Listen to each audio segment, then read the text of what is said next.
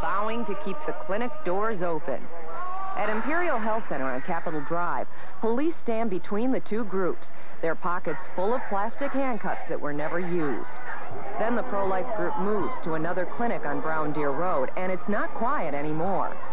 Some pro-life demonstrators cross into the clinic parking lot and drop to their knees as police tie their hands behind their backs.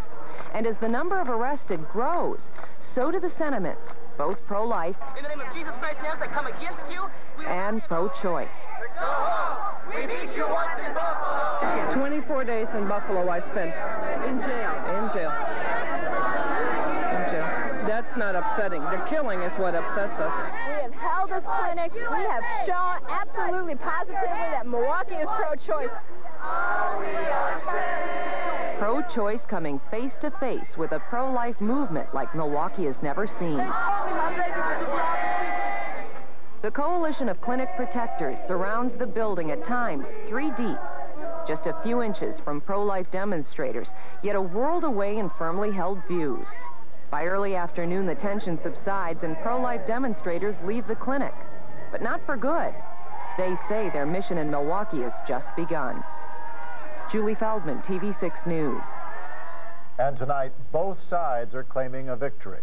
Missionaries to the Preborn, one of the groups co-sponsoring the pro-life demonstrations, says it shut down the Brown Deer Road Clinic today. We checked, and the clinic tells us it was open all day long. And for the record, nearly 100 were arrested today outside Milwaukee clinics. 67 of those arrested were adults, 32 of them juveniles, the youngest age 9. Most of the arrests happened outside the clinic on West Brown Deer Road. And of course, all of those people arrested are entitled to due process, and that takes time. Authorities have set up Milwaukee's Richard Street Armory to detain those arrested and to handle their court appearances. Our Dan Jones joins us from there, where court has been in session all afternoon. Dan? Joyce, Vince, court is still in session here at the Armory. We expect it to wrap up shortly as they continue to process all of the people arrested. As you mentioned, 100 people arrested today, 99, just about 100 people arrested. And all of the people in law enforcement here that I've talked with are surprised at the relatively low number of people taken into custody. You know, there have been Saturday morning demonstrations here in Milwaukee that have resulted in this many people taken into custody. So at this point in time, at least, law enforcement and the judiciary have to be breathing a little sigh of relief.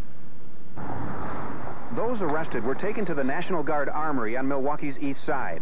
This will be like a temporary jail and courthouse during the protest, able to hold up to 500 people at a time.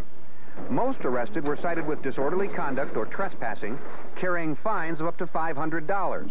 But almost all of them entered pleas of not guilty and were told by the judge that they could post cash bail, usually $100 or $200, or spend a few days at the House of Correction.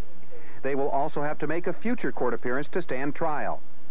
All of them are being told of the temporary injunction which has been issued, prohibiting them from getting closer than 25 feet from the clinics. And if they are arrested again, the penalties could be much more severe. It can be up to $2,000 per day. That's going to be a determination made by the judge. The city is going to base its recommendation on the circumstances of the case, a prior history, a prior record of each individual.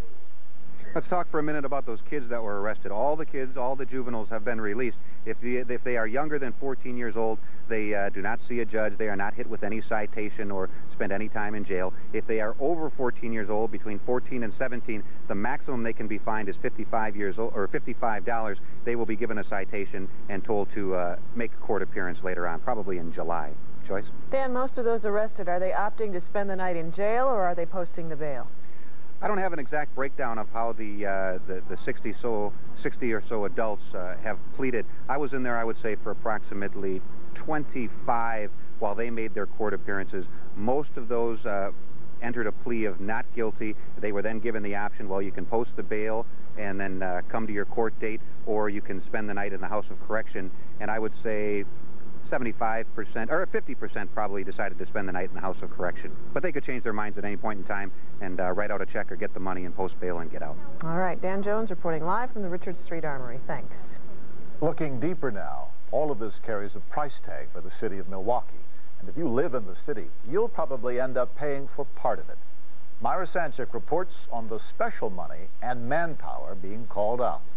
Their style was quiet and reserved. These Milwaukee police officers have been counseled not to let personal feelings about abortion affect their jobs here. This morning, some third-shift officers were kept on overtime to work the protest crowds. Many arrived on the scene with the help of a specially chartered county bus. Their mission, to preserve peace and to keep the crowd 25 feet from clinic entrances. Keeping people outside of the police lines is only part of the story. Each officer out here underwent 3.5 hours of special training. They were trained, for instance, in using plastic handcuffs and in lifting procedures. When protesters are arrested, they often refuse to move and are lifted onto police wagons. A specially trained task force of 65 officers are assigned to these protests. If demonstrations keep up for the next 6 weeks, it could cost the city $400,000 to $500,000 from the police overtime budget. Through planning and preparation, we have arranged redeployment and reassignment of officers that are specifically allocated to this purpose. The remainder of the city is presently being policed under ordinary circumstances. There are sufficient personnel. Police will review the situation each day, but officials were pleased with the quiet and orderly way everything went on the first day.